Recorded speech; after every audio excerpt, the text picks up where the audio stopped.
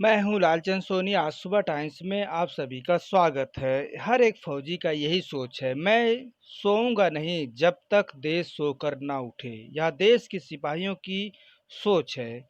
मैं हर बातें राष्ट्र की मजबूती के लिए करता हूँ। आप भी मेरे साथ आइए, राष्ट्र की मजबूती के साथ जुड़िए। सोते जागते मैं हमेशा यही सोचता हूँ कि मेरा राष्ट्र मेरा मजबूत हो और राष्ट्र से बड़ा कोई जात धर्म नहीं है। आइए हम आपको दिखाते हैं हितलाल जी के एक इंटरव्यू। स्वागत है आपका आज सुबह टाइम्स में आने का। और आप क्या बताना चाहते हैं सर? पहले बताइए क्या नाम है आपका? मेरा नाम हितलाल दास है। जी, कहाँ रहते हैं सर? हम गोपालपुर रहते हैं। नॉर्थ डिस्ट्रिक्ट दिल्ली में पड़ता है ना हाँ सर? जी, हाँ जी। जी, आप क्या बताना चाहते हैं जिस तरह से जो है आज जो है भारत सरकार ने लगातार जो है 59 ऐप बंद किए हैं। टिकटॉक, हेलो, बहुत सारे ऐसे ऐप हैं जो बंद कर दिया गया है। इसके लेकर आप क्या बताना चाहते हैं देश को? सर, ये सच्ची बात है कि चीन के ऊपर करारा चांटा और वहाँ के जो शासक है, शासक ही कह लिया जाए उनको। जैसे मुगलों की शासक होती थी तो कहती थी कि हमारा ही अधिकार है, हमारी अधिपति है। उसी तरह वहाँ के जो राष्ट्रपति शी जिनपिंग है, वो पूरे चीन में एक छत्र राज करना चाहते हैं और करते हैं। तो फिलहाल मैं इसीलिए उनको शासक के रूप में ये किया हूँ।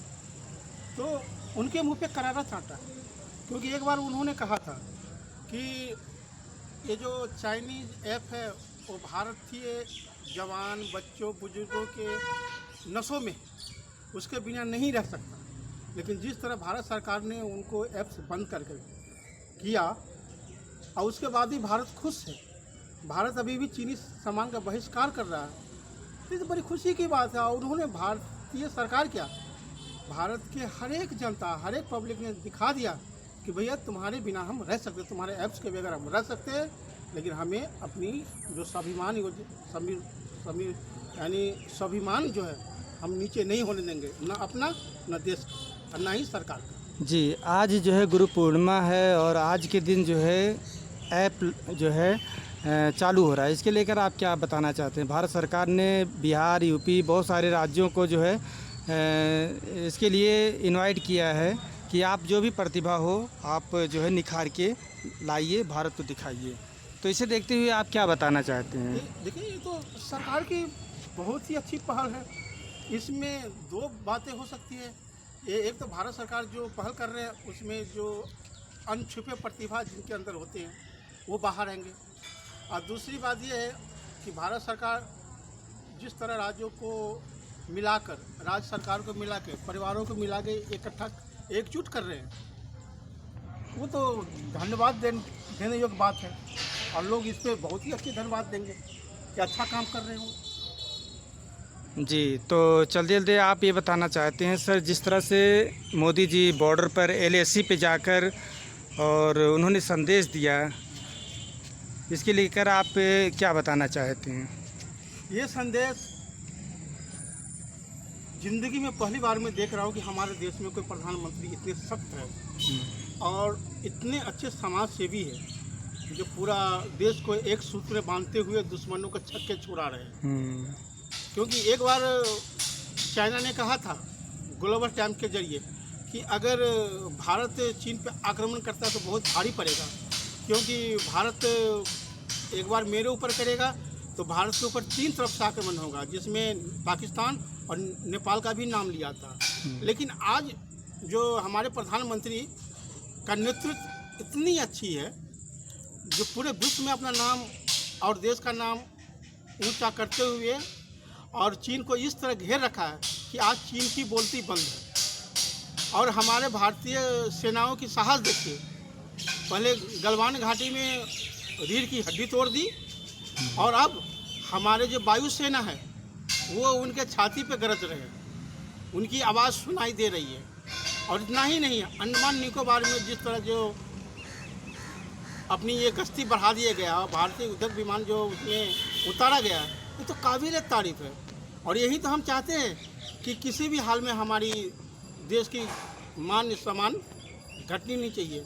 इसके लिए मैं आदरणीय प्रधानमंत्री जी को हार्दिक बधाई देता हूँ। जी, तो और क्या बताना चाहते हैं? आज गुरु पूर्णिमा है, इसे लेकर आप लोगों को क्या संदेश देना चाहते हैं? गुरु पूर्णिमा किसी ने महान कवि ने सच ही कहे, कोई ऋषि सच ही कहे कि गुरुर् ब्रह्मा गुरुर् विष्णु गुरुर्देवो महेश्वर गुरु साक्षात परम ब्रह्म तस्मै श्री गुरुवे नमः। उन्होंने ऐसे नहीं कहा, क्योंकि गुरु की महिमा इतनी बड़ी होती है। गुरु के बिना तो ज्ञान ही नहीं है।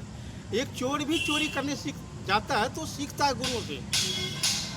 तो गुरु की महिमा तो इतनी बड़ी कि हर चीज़ में गुरु का मान सम्मान बढ़ाया गया है, और गुरु से बड़ा दुनिया में कुछ नहीं है। अगर आज गुरु पूर्णिमा है तो ये तो हमारे लिए सौभाग्य की बात है।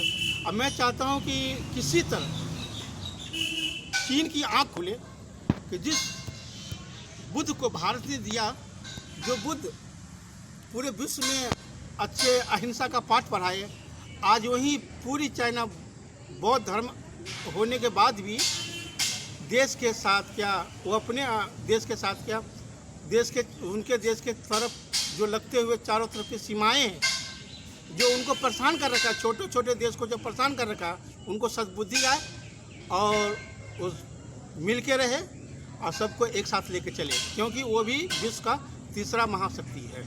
जी, जिस तरह से देख रहा हूँ कि एलओसी और एलएसी पर हमारे भारतीय जवान हमारे देश की रक्षा और आन बान की शान के लिए आज भारत के लाल आज जो है पराक्रम दिखाते हुए साहस वीरता के साथ आज खड़े हुए हैं। इसे देखते हुए आप क्या बताना चाहते हैं? कितना आप उन्हें जो है साहस और पराक्रम का एक सलूट करते हैं सर?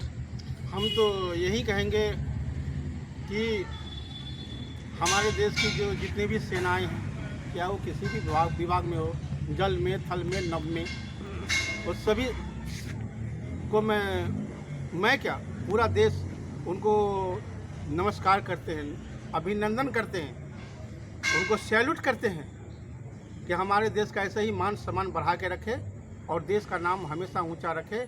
आज वो सेना ही ऐसा है जो अपने जान, अपने दिल, छाती पे गोली खाकर भी देश का स्वाभिमान को ऊंचा कर रखा है, अभिमान को बढ़ा रखा है। जी। तो ऐसे सेनाओं को तो मैं यही कहूँगा कि काश मेरा दूसरा जन्म में हो तो मैं भी इस सेना में भर्ती हूँ और मुझे भी ऐसा मौका मिले कि देश की रक्षा कर सकूँ। जिस तरह से चीन और पाकिस्तान और नेपाल एक हुआ है, इसे देखते हुए आप क्या बताना चाहते हैं?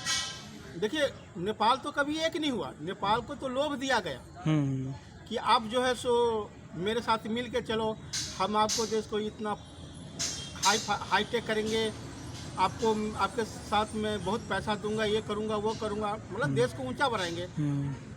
लेकिन नेपाल के कम्युनिस्ट नेता ये भूल गए और शायद ये चीज़ समझ नहीं पाए कि चीन जिसके साथ पहले दोस्ती करता है, बाद में उसी के पीठ में खंजर घोंपता है। इसीलिए आज नेपाल को भी केपी शर्मा ओली को कह नहीं सकता हूँ, लेकिन वहाँ के जो नेता है उनको इस बात का आभास हो चुका है कि जिस भारत के साथ उसने कड़वी बोली, भारतीय नक्शा के साथ छेड़छाड़ किया गया, विस्तारवाद की नीति जिस तरह उन्होंने अपनाया था, आज वही नीति उसके ऊपर भारी पड़ गया है। तो मैं इसके लिए नेपाल सरकार, नेपाल के जो सांसद और वहाँ के जो ग्रामीण है, मतलब निवासी है, उसको मैं धन्यवाद देता हूँ कि उनकी आँख इस देश को बर्बाद होने से पहले ही खुल गया और उन्होंने चीन का बाइकाट करके भारत का समर्थन किया। जी, जिस तरह से चीन और पाकिस्तान जिस तरह से एक जो है दोगलापन वाला काम कर रहा है, इसे देखते हुए आप क्या कहना चाहते हैं? अजी दोगला है तो दोगला है, उनको तो क्या, जिस तरह कहते हैं कि कोयले को कभी आप साफ नहीं कर सकते, तो वो तो उसका दिल ऐसा है, वो तो कभी साफ नहीं होगा, वो खाएगा भारत का ही। जैसे चाइना है, पैसा कमाता भारत से ही है और भारत के पैसे से ही भारत को आंख दिखा रहा है। उसी तरह पाकिस्तान है जो भारत के बिना रह नहीं सकता है, लेकिन फिर भी भारत को उल्टा आंख दिखा रहा है। तो उनको मैं क्या कहूँ, वो तो कोयला है, वो सफ़ेद नहीं हो सकता। और किसी ने, एक हमारे महागुरु थे, उन्होंने एक सख्त संदेश दिया था कि जो नासमझ होते हैं, जो बुद्धिजीवी नहीं होते हैं, उनको पहले समझाया जाए, और अगर वो समझ, तब तक समझाओ जब तक उसको समझ में नहीं आए। उसके बावजूद भी अगर समझ नहीं आए तो तलवार निकालो और उसकी गर्दन काट दो। लेकिन फिलहाल हमारे देश की और विश्व की ऐसी कानून नहीं है, कानून में बदलाव है, तो इनको तो इस बात पर शर्म आनी चाहिए। उन्हें ऐसा नहीं करना चाहिए और सभी देश आपस में मिलकर रहें। जी, जिस तरह से अमेरिका, रूस, जापान, ऑस्ट्रेलिया अपने भारत के कदमों तले चल रहे हैं और सहायता करने हैं, इसके लेकर आप क्या बताना चाहते हैं? देखिए, चीन किसी का सगा नहीं है। उन्होंने जिस तरह सबको ठगा है, जिस तरह उन्होंने बीमारी फैलाई, वो बीमारी पर्सनल व्यक्तिगत एक दिन कि जिस तरह से अमेरिका, रूस, ऑस्ट्रेलिया और रूस अपने देश के लेकर जो है खड़े हुए हैं और फ्रेंडशिप निभा रहे हैं, इसे देखते हुए आप क्या बताना चाहते हैं? मैं उनको बधाई देता हूं कि उनको पहले ही आंख खुल गई कि जिस तरह चाइना ने जो महामारी फैलाई थी, अभी भी वो स्वीकार नहीं कर रहा है कि ये महामारी हमारे यहाँ से फैली है। तो लेकिन उन्होंने वो कितना भी झूठ बोले, इससे कोई फ़र्क नहीं पड़ता है। पूरे विश्व समुदाय को इस बात का आभास है कि ये बीमारी वो चाइना से फैला है और चाइना से फैला, लेकिन चाइना अभी तक स्वीकार नहीं किया है। इसीलिए सभी देश जो उनके खिलाफ है, उनके खिलाफ लामबंद है और सभी देश चाहता है उनको सबक सिखाया जाए और चीन को घुटने के बल पे लाया जाए, ताकि चीन को होश आ जाए कि उन्होंने कितनी बड़ी गलती किया है और कर रहे हैं। उनकी जो विस्तारवादी की नीति है वो ख़त्म होनी चाहिए और विकासवादी नीति में शामिल होना चाहिए, यानी कि भारत के साथ देना चाहिए। हितलाल जी, जिस तरह से जो है चीन और भारत जो है काफ़ी संबंध देखा गया, बहुत पुराना संबंध रहा है। 1962 से लेकर अभी तक का जो है बीच बीच में जो है दुश्मनी भी रहा और हमेशा चालाकीबाजी चीन करता रहा, लेकिन भारत जो है उस पे जो है पर्दा डालता रहा। लेकिन मोदी सरकार ऐसा कार्य कर रही है जो कि उनकी चाल पहले ही समझ गया था कि इनकी चाल क्या है। इसे देखते हुए, क्योंकि एक पड़ोसी ही समझ सकता है पड़ोसी का हाल, तो इसे देखते हुए आप क्या बताना चाहते हैं सर? सर, ये बात आपने सही कहा और सही हो आपने कहा, सच्ची बात है। ये हमारे जो देश के पूर्व सरकार थी, उनकी कमियां हैं, उनकी गलतियां हैं कि उस कमियां उनको नज़र नहीं आया, उसको माफ़ करते चला गया और चीन इसी का फ़ायदा उठाते रहे। 1962 से लेकर अब तक जो भी घटना घटा है, जो हमारे पूर्व प्रशासक रहे हैं, मतलब पूर्व प्रधानमंत्री या पूर्व राष्ट्रपति जो रहे हैं, ये उनकी गलती। अगर उस समय ही इस बात को सख्ती से उठाया जाता या उस पे कार्रवाई की जाती तो आज चीन की इतनी हिम्मत नहीं होती। लेकिन मोदी जी को मैं धन्यवाद देता हूँ कि चीन की जो औकात है आज उसको औकात याद दिला रहा है, तो इस बात से तो प्रधानमंत्री धन्यवाद के योग्य है। जी, चीन जिस तरह से अपने फौजियों को वहाँ से खबर आ रहा है कि शहीद होने का वो नहीं दे रहा है, तो इसे देखते हुए क्या बताना चाहते हैं? जिस तरह से अपना देश जो है शहीद होने का जो है तुरंत वो देता है, सम्मान करता है, तो इसे देखते हुए आप क्या बताना चाहते हैं? चीन को अपनी मुंह काला करवानी है, जो विश्व में खबर फैलाएगा। विश्व में क्या है कि हमने अटैक किया और हमारे ही 60 सैनिक मारे गए, 50 सैनिक मारे गए, तो वो उससे तो और उनकी मुंह काला हो जाएगा। और चीन की जो सेना है वो सरकार के साथ मजबूरी में काम कर रहा है, क्योंकि चीन के कोई भी लोग सेना में भर्ती होना नहीं चाहते हैं, लेकिन वहाँ के ऐसा नियम है कि चाइनीज़ सरकार कहते हैं कि हर एक परिवार के सदस्य एक हमारे फौज में होना चाहिए। लोग डर के मारे फौज में जाते हैं। नमस्कार दोस्तों, मेरे चैनल को सब्सक्राइब, लाइक करें और आइकॉन को जरूर दबाएं ताकि आने वाले वीडियो को आपको नोटिफिकेशन मिल जाए। धन्यवाद।